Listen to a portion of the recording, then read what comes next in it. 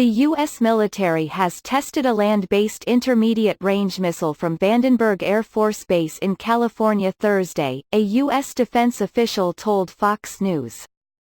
The Department of Defense conducted a flight test of a conventionally configured ground-launched ballistic missile at approximately 8:30 a.m. Pacific Time 11:30 a.m. Eastern Time, today, December 12, 2019, from Vandenberg Air Force Base, CA. Lieutenant Colonel Robert Carver, a Department of Defense spokesman, told Fox News, "We are currently evaluating the results of the test." This type of missile was previously banned by the 1987 Intermediate-Range Nuclear Forces INF Treaty with Russia, which the Trump administration formally abandoned in August after years of warning Russia to come back into compliance. It's the second test of an INF-busting missile since the U.S. pulled out of the treaty in early August. The first test involved a Tomahawk cruise missile, which are currently deployed aboard U.S. warships and submarines.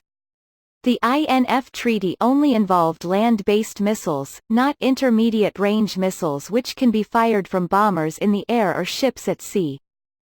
One aircraft missile spotting watchdog on Twitter has published a map showing the U.S. military's warning to ships and aircraft off the Southern California coast near Vandenberg Air Force Base.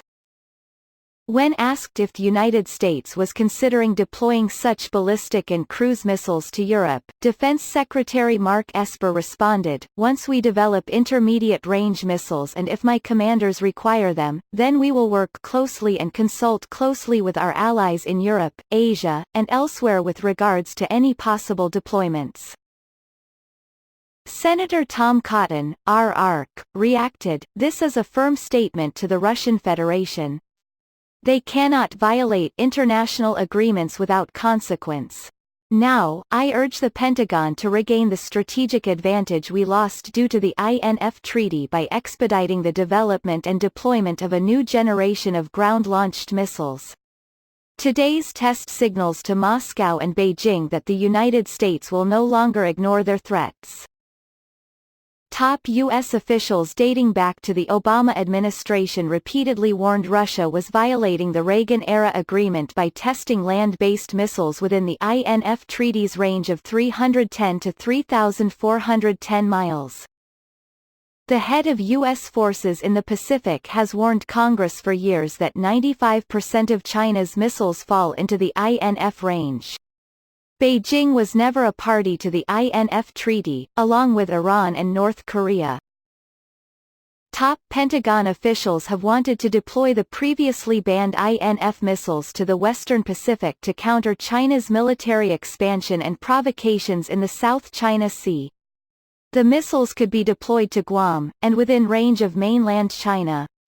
This is a more cost-effective move than flying long-range bombers and sailing warships within missile range of China, according to military experts.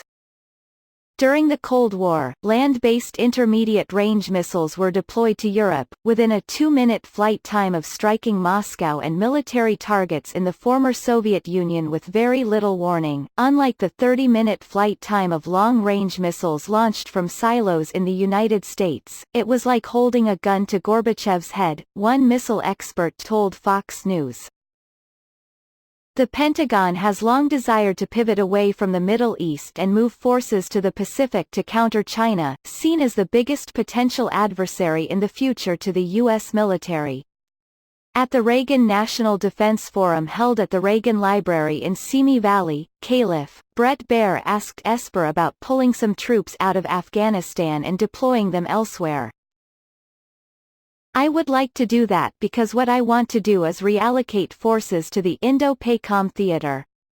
That's my priority theater. That's what the NDS National Defense Strategy tells me is our priority theater," Esper replied. "To compete with the Chinese. I'm not just looking at Afghanistan, I'm looking at CENTCOM Central Command, I'm looking at AFRICOM Africa Command, I'm looking at SOUTHCOM Southern Command, I'm looking at EUCOM European Command." The top commanders for U.S. Africa Command and Special Operations Command are meeting per Thursday at the Pentagon. Fox News is told the meeting was long planned.